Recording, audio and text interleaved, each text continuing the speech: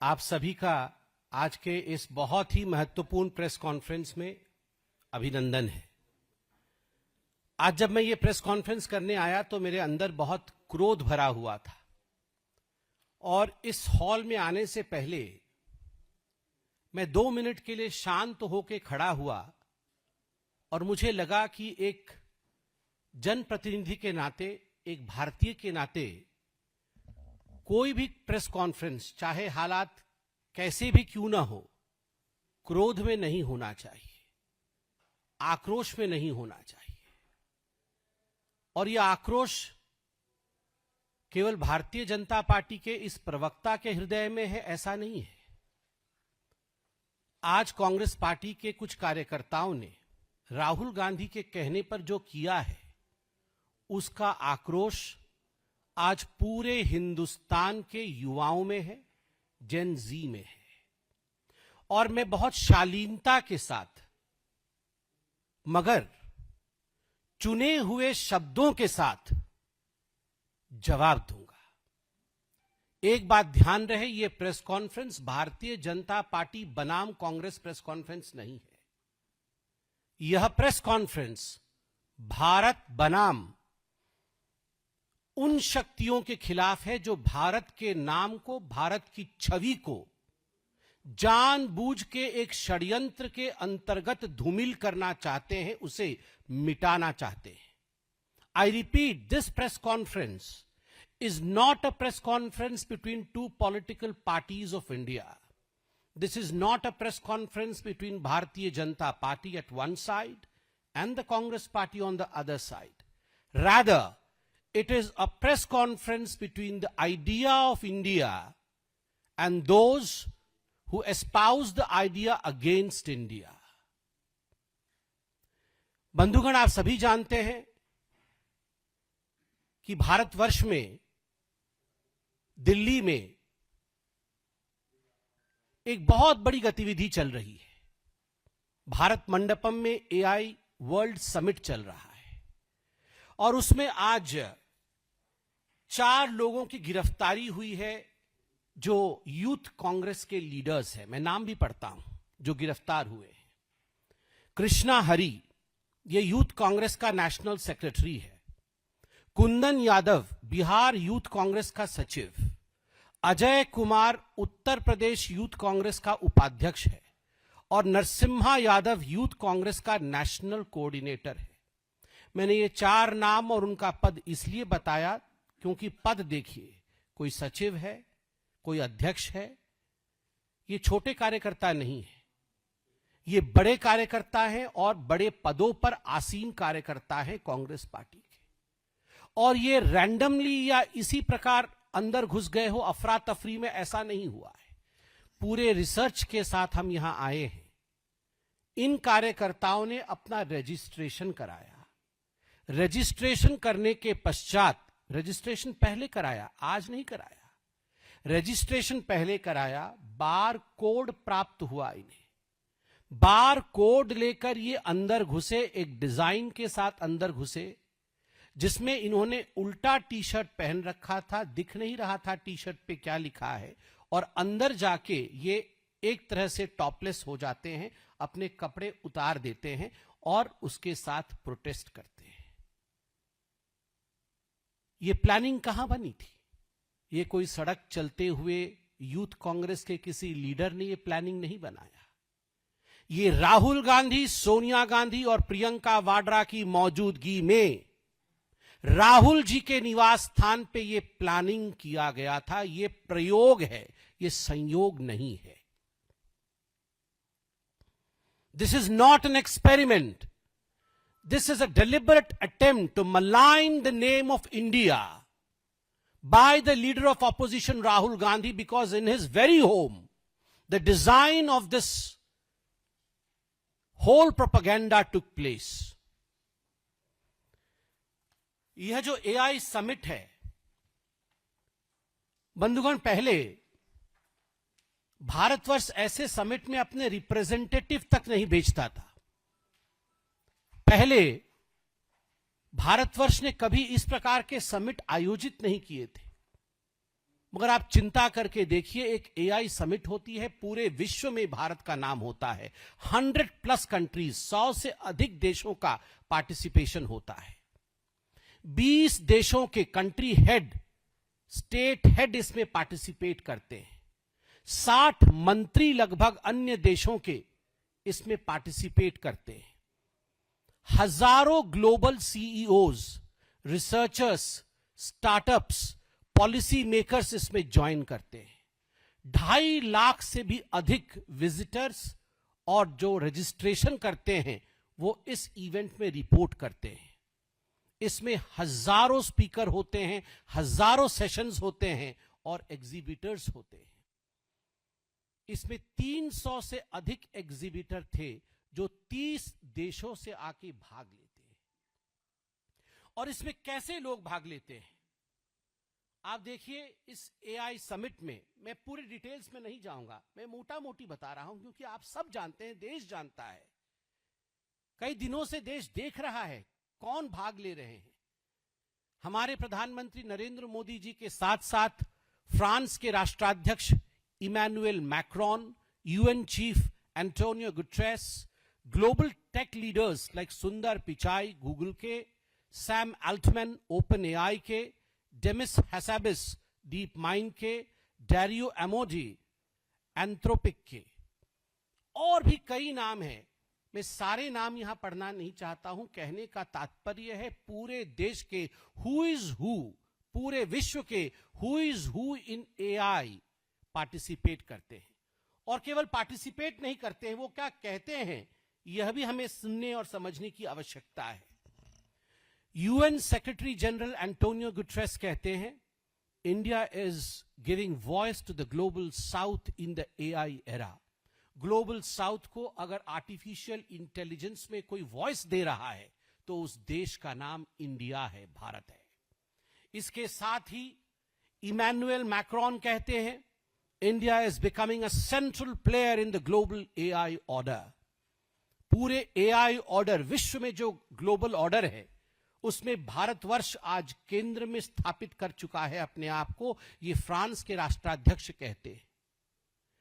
Sam Altman OpenAI के, वो क्या कहते हैं, the future of AI must include India at its core. जो भविष्य है एआई का वो भारतवर्ष को मध्य में उसे रखना पड़ेगा। आज भारतवर्ष इतना इंपॉर्टेंट है। माइक्रोसॉफ्ट की लीडरशिप, ब्रैड स्मिथ जो इंडिया लीडरशिप है उनकी, उन्होंने क्या कहा, India will be one of the world's biggest AI talent engines, one of the biggest talent engines of AI. मेरे पास और बहुत सारे ऐसे बड़े बड़े, फॉर एग्जाम्पल अलेक्जेंडर वैंग जो मेटा के चीफ एआई ऑफिसर है। In India we can scale personal super intelligence very fast. सारे अध्यक्षों ने क्या कहा, सारे सीईओज ने क्या कहा, इसका पूरा का पूरा अंकन मेरे पास है। I have the script of most of the top leaders and the CEOs of the world who participated in the AI summit in Bharat Mandapam, and what they said about India. They said about India that India is the core. India has the possibility. India has the potential. India is doing fantastically well. यह सब पूरे विश्व का कहना था, मगर राहुल गांधी और Congress party, the traitors of the highest order, देश के सबसे बड़े गद्दार, रंग में भंग डालना इनका काम है। जहां देश आगे बढ़ेगा, जहां देश में खुशियों की रंग छाएगी, वहां वो भंग जरूर डालेंगे। ये गद्दार है। ऑपरेशन सिंदूर होगा, प्रश्न उठाया जाएगा। पाकिस्तान का गुणगान होगा, हिंदुस्तान की कमी निकाली जाएगी। एयर स्ट्राइक होगा, हिंदुस्तान को धिक्कार कहेंगे और पाकिस्तान का जय जयकार करेंगे ये राहुल गांधी। और जब सर्जिकल स्ट्राइक होगा तो यही वो गद्दार है जो खून की दलाली कहता है और पूरे विश्व में भारतवर्ष को अपमानित और बदनाम करने का प्रयास करता है। यही वो गद्दार है। He is the traitor who goes to foreign land, sits there in a seminar and says that the ruling dispensation of India is, which is equal to Muslim terrorist organization. Boko हराम जो terrorist organisation है, Islamist terrorist organisation, उसके बराबर है। अगर यह गद्दारी नहीं है तो गद्दारी की डेफिनेशन क्या है? If this is not what traitors are, if this is not what traitorship means, what is the meaning of a traitor? Please tell me. Congress के लिए मेरे पास केवल 3 शब्द हैं। कांग्रेस के लिए मेरे पास केवल 3 शब्द हैं: topless, brainless, shameless. Today they went topless, brainless. कहां पर पार्टी के लिए प्रदर्शन करना चाहिए और कहां देश की गतिविधि चल रही है प्रदर्शन नहीं करना चाहिए, इतना भी सोच नहीं है, इतनी भी मस्तिष्क में स्थान नहीं है, इतना विवेक नहीं है कांग्रेस के पास कि ये जो एआई की समिट चल रही है ये बीजेपी का समिट नहीं है, ये बीजेपी की राष्ट्रीय कार्यकारिणी नहीं है, ये एआई समिट है पूरे विश्व का। वहां we should not go topless, वहां प्रोटेस्ट नहीं होता है। Topless, brainless and shameless. बहुत भारी पड़ेगा। जेन जी कभी भी कांग्रेस पार्टी को माफ नहीं करेगी। याद करिए वो तस्वीर। मैं तमाम जेन जी को कहूंगा, आज अपने हाथ में अपना आईफोन लीजिए, अपना एंड्रॉयड फोन लीजिए और गूगल करके देखिए Nehru, Edwina and the snake. आप देखेंगे एडवीना माउंटबेटन को खड़ा करके, अंग्रेजों को खड़ा करके पंडित नेहरू सपेरों के साथ हिंदुस्तान को सपेरों का देश बता रहे हैं कि देखो ये सांप का खेल होता है, ये हिंदुस्तान है, ये सपेरों का देश है, this is the country of snake charmers, और हंस रहे हैं नेहरू। राहुल गांधी जी ने आज एग्जैक्टली वही किया है जो नेहरू ने किया था। नेहरू ने कहा था ये सपेरों का देश है, और आज राहुल गांधी ने हमारे युवाओं के स्टार्टअप्स को, हमारे युवाओं के आर्टिफिशियल इंटेलिजेंस के इंडस्ट्री को, हमारे युवाओं के परफॉर्मेंस को नकारा है इस प्रोटेस्ट के माध्यम से। Both Nehru and Rahul Gandhi had done to India and are doing to India, which is nothing but treachery. Vulgar thoughts and vulgar gestures don't make you a great party. Vulgar gestures और vulgar thoughts से कोई party बड़ी नहीं हो सकती है. It doesn't make you a big party. मुझे तो बड़े दुख के साथ कहना पड़ रहा है कि जिस प्रकार की आज गतिविधि हुई है, पूरा विश्व देख रहा होगा, पूरा विश्व सोच रहा होगा कि आखिर किस प्रकार की ये पॉलिटिकल पार्टी है। प्रधानमंत्री के लिए मैं सुन रहा था, कॉम्प्रोमाइज्ड पीएम करके अंदर घुस रहे थे लोग। कौन कॉम्प्रोमाइज्ड है? सारे के सारे लीडर जिनके बेल पे बाहर है, मुचलके पे बाहर है, 5,000 रुपए के मुचलके पे मां बेटे बाहर है नेशनल हेराल्ड केस में। कौन कॉम्प्रोमाइज्ड है? जिस राहुल गांधी के ऊपर इस देश के एक सम्मानित अदालत पर नागरिकता के प्रश्न को लेकर केस चल रहा है कि वो भारत के नागरिक है कि नहीं। मुझे तो पूरा शक है अब इस घटना के पश्चात कि वास्तविक रूप में ये केस जब कंक्लूड होगा तो क्या धमाका होगा। वास्तविक रूप में वो इस देश के नागरिक के तरह तो बिहेव नहीं कर रहे हैं। Rahul Gandhi is not behaving as the citizen of this country, and there is a case going on in one of the courts of India where Rahul Gandhi is to prove that he is an Indian, because किसी petitioner ने ये petition डाला है कि वो हमारे देश के नागरिक नहीं है, तथ्यों के साथ डाला है, ऐसा बोला जा रहा है, मीडिया ने बोला है। और मीडिया के साथ ही शायद आप देखे नहीं होंगे, मुझे लगता है आप लोग जरा एक्स पे देख ले, यूथ कांग्रेस ने ट्वीट किया है और बताया है कि जिस देश की मीडिया भी कॉम्प्रोमाइज्ड हो, हम और क्या कर सकते हैं, हमें भारत मंडपम में नंगा होना ही पड़ेगा। वो आपको भी कॉम्प्रोमाइज बता रही है। Media compromised, judiciary compromised, election commission compromised, PM compromised, और जो लोग डोकलाम के समय चाइना के टेंट के नीचे चाउमीन खा रहे थे और देश के सीक्रेट बेच रहे थे, ये देशभक्त है। जो शायद देश के नागरिक भी नहीं है, ये देशभक्त है। जो मां बेटे जाके 2008 में शी जिनपिंग के साथ बैठ के देश के सारे तमाम दस्तावेज बेच करके एमओयू साइन कर रहे थे, ये कॉम्प्रोमाइज नहीं है। इनकी सेंस ऑफ एंटाइटलमेंट की हम ही राजा हैं और बाकी ये सब लोग ना ये स्टार्टअप जानते हैं, ना इनकी औकात है एआई की, ना इनकी औकात है इंडस्ट्री की। जो गांधी परिवार चाहेगा वही भारत चाहेगा। ये जो एंटाइटलमेंट है, इसके कारण इन्होंने आज ये नेकेड प्रदर्शन किया है। This nakedness of Congress party stands completely expose today. I hope Rahul Gandhi, Sonia ji and Priyanka Vadra take a note of this. Priyanka ji, आप तो आसाम में हैं, प्रेस कॉन्फ्रेंस करिए आसाम से।